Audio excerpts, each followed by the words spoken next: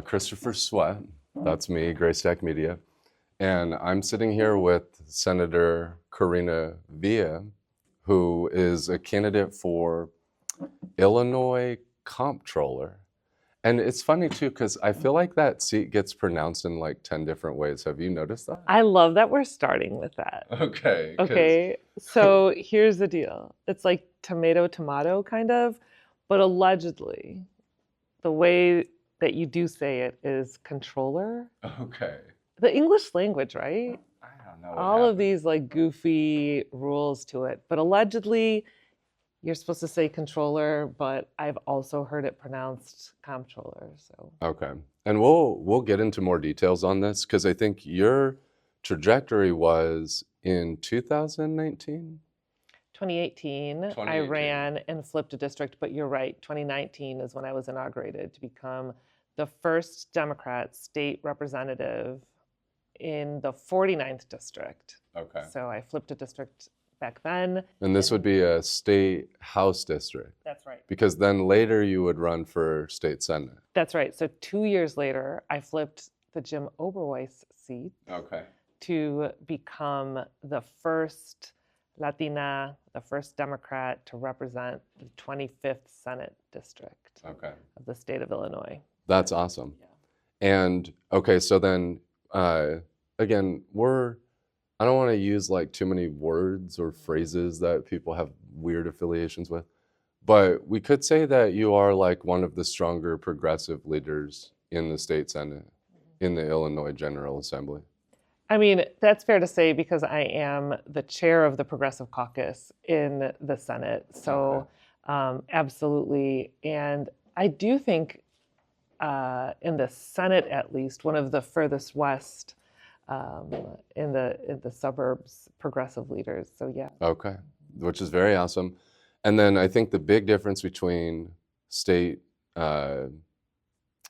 House and state Senate is that now this controller race requires you to run across the entire state of Illinois, which is a very large state, I might add. Beautiful state. Very flat compared to where I'm from, though. That's You can see it from like end to end. Galena is nice because you get to see the hills and a little more diversity there. But I like driving through cornfields. It's nostalgic to me. We used to drive to Mexico every summer as a family, so I like seeing the cornfield. Okay, now did you grow up in Illinois? I did. Born and raised my whole life, right here in West Chicago. Cool. By the way, for the audience, we're sitting in West Chicago. My office for the campaign is here in the town that I actually grew up in. Born and raised, I've lived here my whole life. Little immigrant community in DuPage County. So it's interesting because one of the wealthiest counties in our nation. Sure. There's a community called West Chicago, which is a working class community, predominantly Latino. Okay. And that is interesting because I think a lot of non-Chicago or maybe non-Illinois people like don't understand what Chicagoland is. Or it's funny too because like the Chicagoland is pretty overweight in influence in like state level politics. Is that correct? Yeah, I mean, when you think about the collar counties, you think about a lot of the movement that's happened for the Democratic Party. And I was part of that blue wave, especially in DuPage County and Kane County. When I ran back in 2018, we flipped so many districts from red to blue, not just for state rep, state senators, but also congressional candidates at the time flipped districts out here in the suburbs. Okay.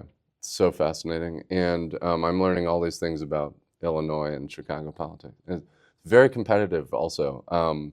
So now maybe you could just give like a structured introduction on your controller candidacy, okay, in the state of Illinois controller. All right, let's do it. So I think that before we talk about controller and why I'm running for that seat, we have to go back a little bit and talk about where I started. So grew up right here in this small town called West Chicago. My parents started a grocery store when I was 13 years old. I went to work at the grocery store, stocking shelves, working the cash register, but it was more than that. It was an opportunity to really get to know the community and their needs. Customers would come in and ask me to translate documents, would ask me to help them register their kids into school, and oftentimes would say, we don't have enough money to make ends meet. Can you hold off until Friday? Can you let us take our groceries and can we pay you on payday? You know, hardworking people that were so community and family oriented. It was a beautiful upbringing for me. And eventually I went to school and got my master's in social work and went right to work in the community that helped raise me. So I was a school social worker here in DuPage County for 15 years. I got to see the difference between the haves and the have-nots. And eventually, under the Rauner administration, there wasn't a budget being passed for 3 years. That meant cuts to healthcare, mental health, housing, childcare, all of the things that mattered the most to the families I was working with.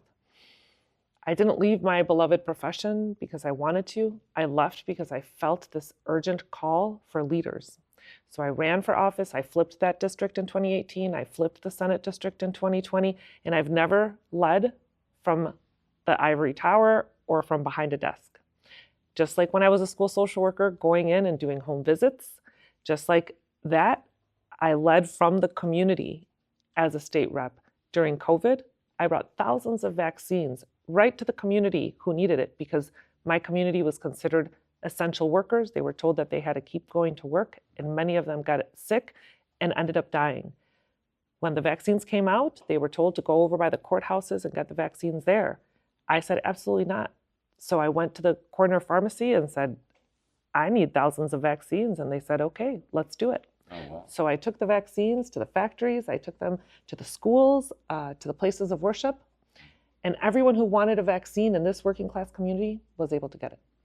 And then, as a state senator, when ICE started coming into our communities, I didn't sit behind my desk. I didn't say, let me close my doors. I said, not in my city. So when they showed up in West Chicago, I ran right up to them and I told them to take their masks off and to get out of my city. They got out. We built an infrastructure in West Chicago to protect the people. We had rapid response teams, people who were vigilant in our community every day since. So that's the kind of leader I've been. So now let's talk about Comptroller and why that seat.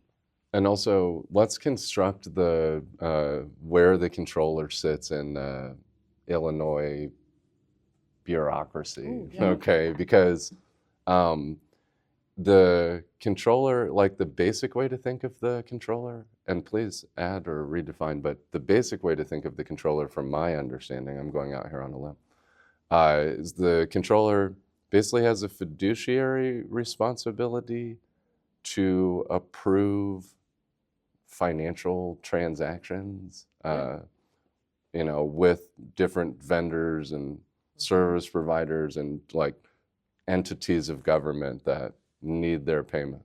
Is that a... That's right. The Comptroller writes the checks, decides in what order to pay those checks, especially when times are tough. Sure.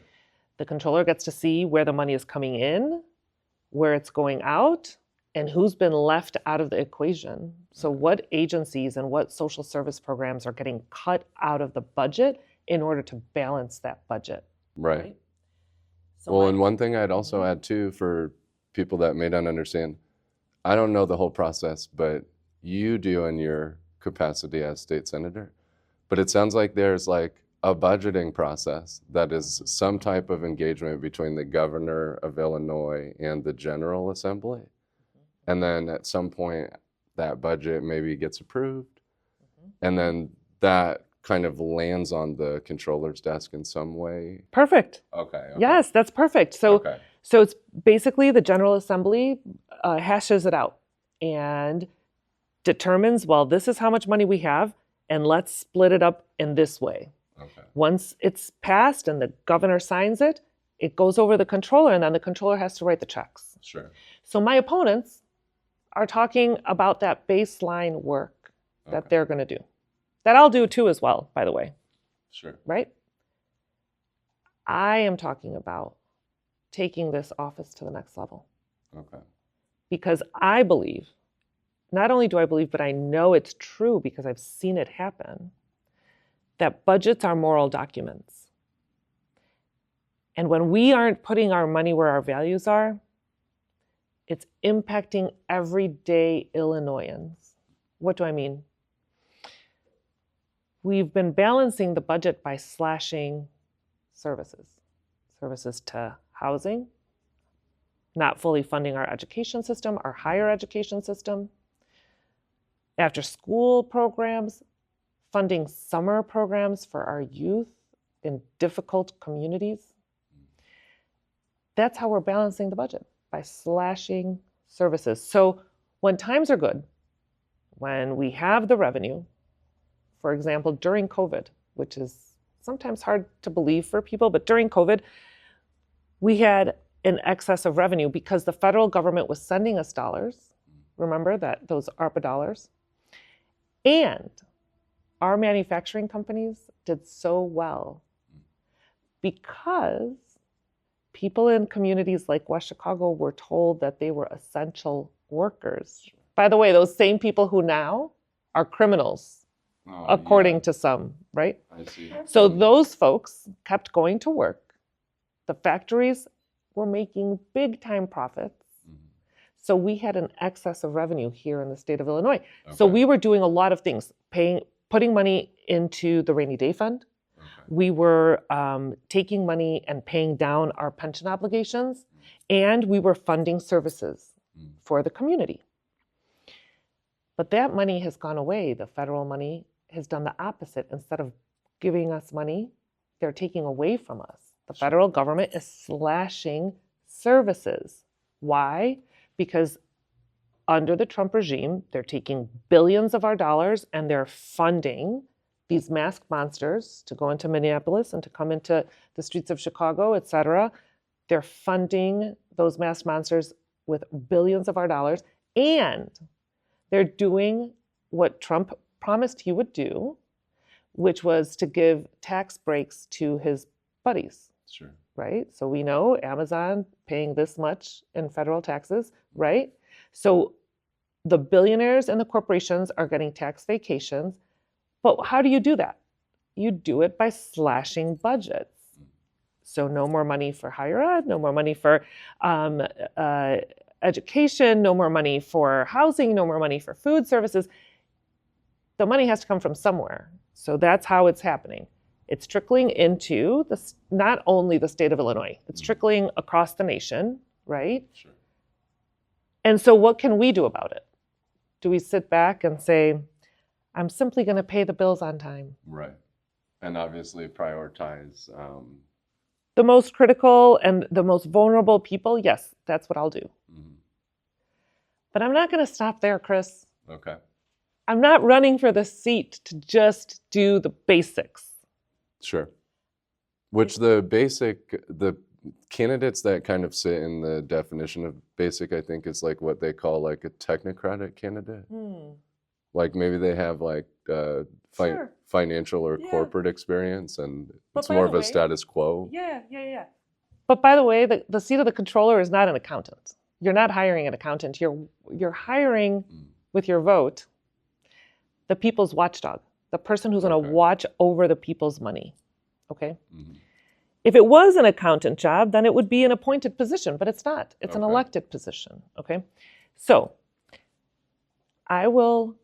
remember, we talked about the budget. So the budget, the General Assembly decides where the money's going to go. Then they give it over to the controller. What I'm going to do is that I will say, this is the budget that I got. Yes, I'm paying the bills on time. But this is how much money was missing in order to fully fund this line item. Okay. And right now, there's money missing to fund line items for home care workers, for education, for our pension obligations. The list is very long. Sure. Okay? And how do we feel it? We feel it in our pocketbooks. So I will say, this is how much I paid. I paid the bill on time. This is how much is missing. And here are some ideas of how we can fix that. Sure. and I will work with the General Assembly members to pass legislation to increase revenue from our state. But revenue from where? Because people hear revenue and they hear, oh, you're going to increase our taxes. Nope, I will not. Okay. What we will do is we will hold the corporations and the billionaires accountable, which is why I have introduced a bill in the General Assembly currently to tax billionaires. And it does just that. It taxes billionaires, not us, not in our pockets. Sure. Right? Closing corporate loopholes. For example, if you have an offshore account, let's tax you, because that's a way for the ultra wealthy to hide their money and not pay their fair share. Sure. So there are some easy ways, believe it or not, easy ways for us to be able to increase the revenue of the state by holding the corporations and billionaires accountable. So we need to paint the clear picture for the people of Illinois. Okay, and it seems like a lot, there's like Chicago, the city, maybe has like different perceptions than like the Chicagoland. So like in the city of Chicago, the perception is that the pensions are dangerously underfunded. And then there are some groups in the city that will argue that they want like a more business-friendly environment for economic development. How do you feel like being able to kind of like balance out like the economic interests of all Chicagoans, but then also like, fill these revenue gaps in, because, there's like a lot of constituencies that grapple with the controller and what that person's supposed to do. Yes. Look, I believe in an Illinois where we can all thrive. I believe that when we hold corporations accountable, corporations who are not paying livable wage, corporations who are not providing health care, corporations who are getting away with doing the bare minimum, and their CEOs and executives are making so much money while their workers have to rely on public assistance, the same public assistance that's being cut off right now by the federal government. I believe that in the state of Illinois, we need to be the responsible adults and hold them accountable. Sure. And when we talk about our credit ratings here in the state of Illinois, it's not just a one figure thing. It's not just, oh, there's more money in the rainy day fund, and that's why we're getting credit increases, right? It's painting the whole picture. And if you have people leaving the state because they can no longer afford to pay their property taxes, now you're talking about an unhealthy environment for everyday Illinoisans. I hear over and over again, let's protect the corporations and the billionaires. Let's protect them, because if they're not around, then it's going to be terrible for us. While they are currently around, and it is terrible for us. We have the 8th most regressive taxation system in the nation. 8th most. Okay. We need a constitutional amendment to fix that. We did try to pass it once before, and it failed, but there's reasons why. One, the name of the bill was ick. It was not good. It was What was it called? good. It was called a fair tax amendment. And this was to move from the flat tax to a progressive tax. That's right. And it was a mess. The name was a mess. It was only highlighted in Chicago. We didn't highlight the campaign wasn't highlighted in the collar counties. Interesting. And most importantly, we didn't tell the voters where we were going to put that money. Okay. We need to tell the voters where we're going to put their money. We should put their money where it's needed the most. So if we fully fund education and we pay our pensions and we say this is where the money is going to go, I believe that we're going to be able to pass this constitutional amendment. There has to be a next step. So when people say that they're being taxed out of their property taxes, and let's be very clear. There is one of my opponents who claims that she is the most, well, they all claim that they're the most qualified for the seat, but one of them in particular claims to be very qualified for this because of her current role as a treasurer. Okay. She has not once but twice she has double charged her constituents, not once but twice, on their property taxes. Interesting. That she charged them and then double charged them. Okay.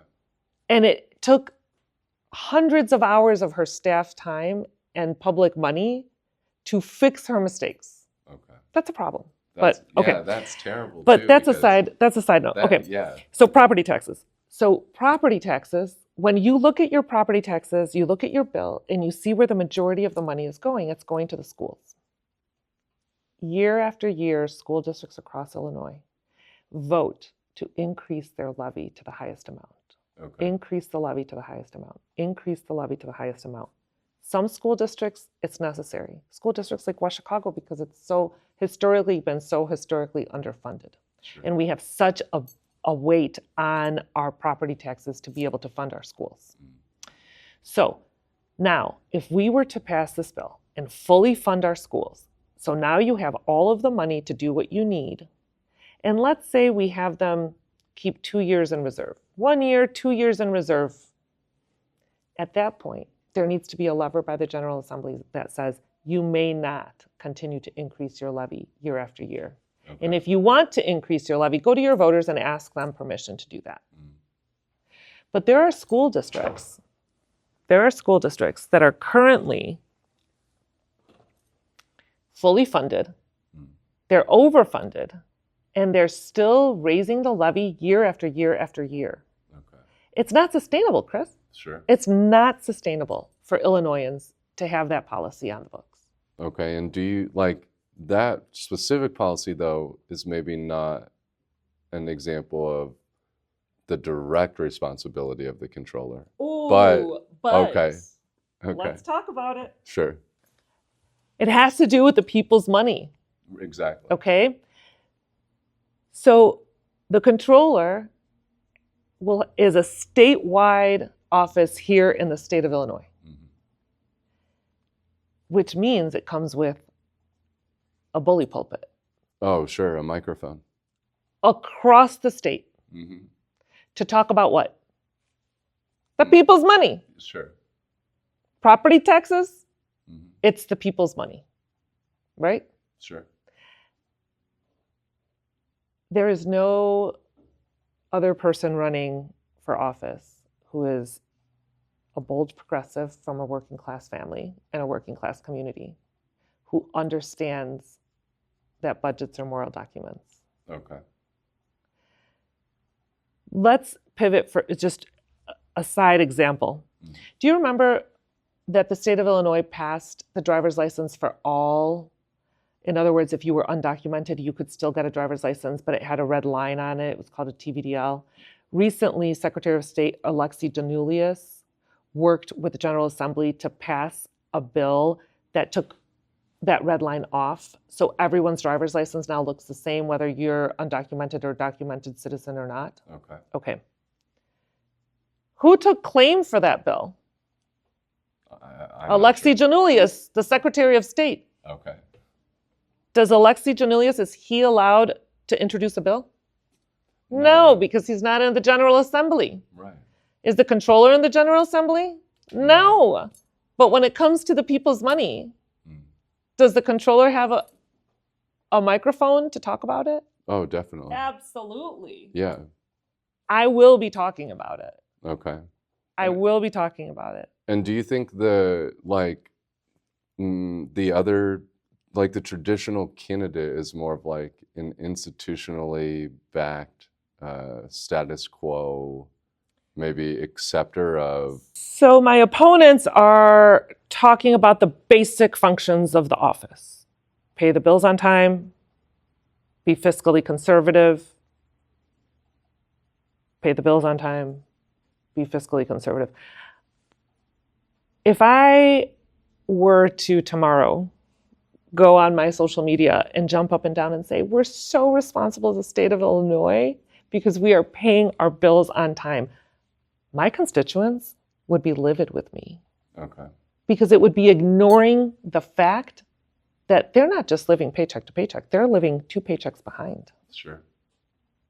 So to boldly exclaim that we are doing so much without painting the real picture of what's happening in Illinois, and this isn't, I don't change my talking points when I'm in Southern Illinois, when I go east or west, when I go to DuPage County, or when I go to the city of Chicago. I am saying the same thing in every single corner of the state. And people appreciate the realness. Sure.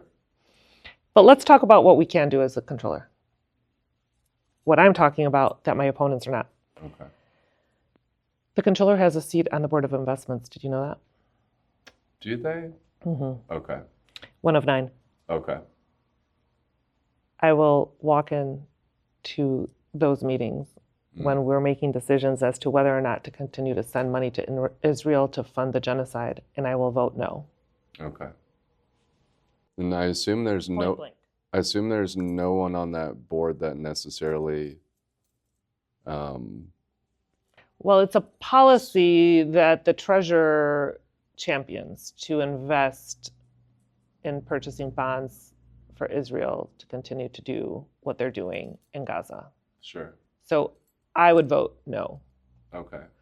That's one. Okay. Also, procurement, states' dollars, where it's going. On day one, I will look at all of the companies who are doing business with the state of Illinois. And if you're making profits of collaborating with ICE, you just won't have the ability to have a contract here with the state of Illinois anymore. Okay. Because if you are doing that, we in Illinois need to have bold leaders who say, we're going to put our values, we're going to put our money where our values are. Sure. Staying on procurement, we have hundreds of millions of dollars in state dollars that are going out to companies outside of Illinois to do the work in Illinois. Let's slow that down. How do we do that? By vendor selection, by allowing small vendors, small business owners in Illinois who are people of color, right? Who are women-owned, these same people who the Trump administration is attempting to erase. Let's give them contracts. But how do we, as a small business owner, how difficult is it to get in with contracts here in the state of Illinois? It's very difficult. So we're going to make sure that we're increasing the vendor information, that they're understanding where their payments are coming from, when they're going to get paid. Because when you're waiting for a $5 million check and you're a small business, that's almost crushing. It prohibits people from getting involved in working with the state. Sure. So these are some other bold ideas of what I'm talking about on the campaign trail. Yeah. That my opponents aren't talking about. They're talking about the basic job. I will pay the bills on time. I will upgrade our digital technology. I'll do the same. I don't want to spend time talking about those things because I'll do that. Let's talk about what we can bring this office, what level we can bring this office to, and how we can use the office to talk about everyday Illinoisans' issues, and how we can bring more revenue to fix some of the issues that are happening here in our state. That's fair. And then just to kind of recap the additions to kind of how you see the role, tell me if I'm getting this right. One is using the microphone to be able to look out for communities that are obviously not getting the resources that they need. Two is like any influence in Illinois State Board of Investment exposure and their allocations to Israel or to any kind of genocide. And then the third, Procurement. the procurement idea is also somewhat similar. how you're thinking about the pension fund, but also then making it easier for small business owners in Illinois to start to win these contracts so that we can provide some of these services here, kind of boost our economy locally. Absolutely, because companies from Illinois hire Illinois workers, right? Making sure that they're paying prevailing wage. If, by the way, you're not paying prevailing wage, you're not getting a check from me. Okay. We will stop payment to companies who are not paying prevailing wage. And is there scope in the controller seat to decide which payments? With the prevailing wage, yes, the controller is allowed to stop those payments. In fact, Susana Mendoza is already doing that. Okay. So I will continue that practice. Okay, that's fair.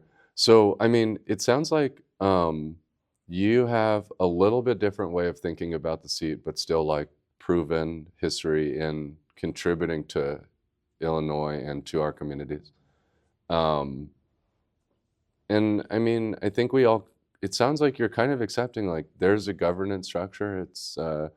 It's pretty reasonable, but then there are some additional things that you think you would do as the controller that would improve things. That's right. We're going to level up. We're going to be bold. We're not going to shy away from real ideas to help the people of the state of Illinois. My opponents, listen, one of them has taken over $100,000 from MAGA Republican donors. Okay. She herself is a multimillionaire who lives on the Gold Coast. She says that she wants to help everyday people.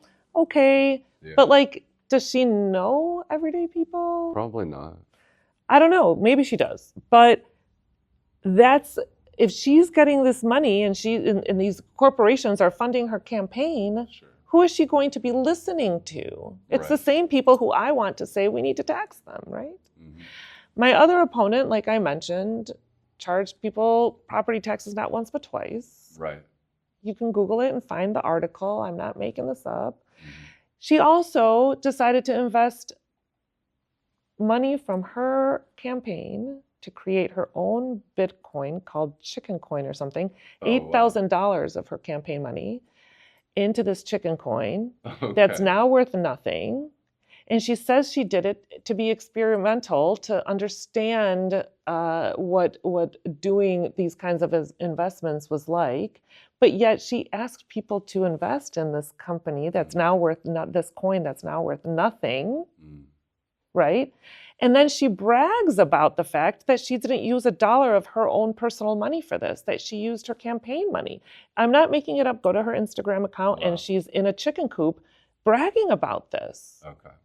And people are seeming to think that that was responsible. How is that responsible? This is a serious job. I am refusing to take money from AIPAC. I am refusing to take money from the gun lobby. I don't take money from MAGA donors, and I am not taking money from corporations. Sure. When we're talking about transparency, that's transparency.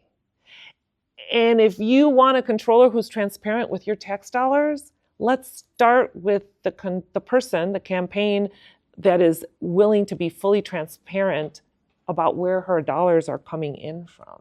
Sure. Yeah, that's a good point. And I think that this race gets lost in the shuffle a lot of times because, again, it's not a high-profile seat, but it is a very influential seat. So it does have a big impact on how things work out for people in Illinois. And if I was thinking about how the race is structured, just to kind of throw you in there, but just hopefully doesn't make you feel less differentiated. But it is generally progressive or progressive adjacent. We don't really have like a left-right competition for treasurer, right? There's not like a Republican candidate that you're worried about, right? You mean for controller? The treasurer. Controller, sorry, controller. Yeah. I am the progressive in the race. Mm-hmm. There are no other progressives running for this seat. I am the progressive. I was endorsed by Our Revolution. I'm endorsed by Congresswoman Delia Ramirez. I'm endorsed by ICER, by the Muslim Civic Coalition. The list goes on and on. SEIU. But I think what we've defined here is kind of like how you think of progressive politics, not as much like the stereotypical way that people kind of throw the word around. So we know a lot of people throw the label around and it's kind of losing its meaning. Yeah, look, it's interesting. I flipped 2 districts. And what I'm talking about here is exactly what I was talking about when I was running and flipping Republican seats. Sure. I didn't hide behind some secret label or non-label or whatever it is. It's the policies that I believe in. The policies of making sure the most vulnerable people in our society are taken care of, that we have enough funding for the services that our children need to thrive in this society, that we are taxing the corporations and the billionaires to bring in the money because we can't afford one more tax. We can't afford the tax burdens. We just cannot, nor should we. That's not a thriving society when CEOs are raking in money and their employees are, on public assistance programs. It's a problem. Sure. No, I completely understand that. Is there anything else that you think people should know about you? Obviously, what is today, February 12th? And so the election is going to conclude on March 17th, so it's coming up. I mean, you're at the tail end of this thing, but is there anything else that people should know? A few things. No matter what office I hold now or I will hold in the future, my favorite title is and always will be Miss Villa.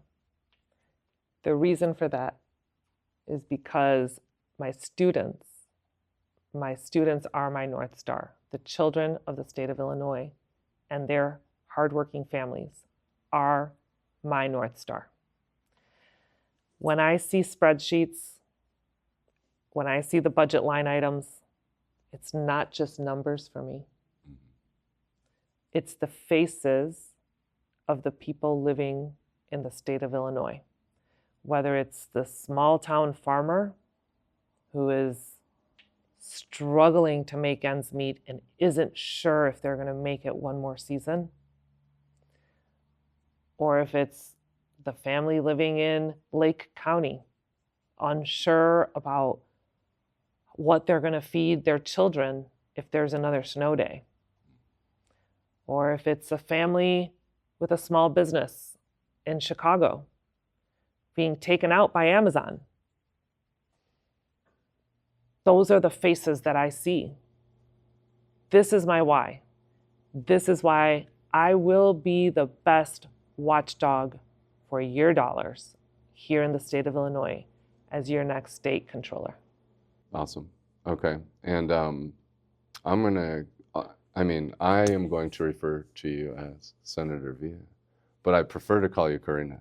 But I'm happy that you sat down with me for this discussion because I know that this race, your race for controller, is very important. And we're trying to just help people get as much information as they can on the various candidates. And so it was important that we got to sit down with you before Thank you. March 17th. And Karina is just fine. Okay, Karina. Thank you. Thank you.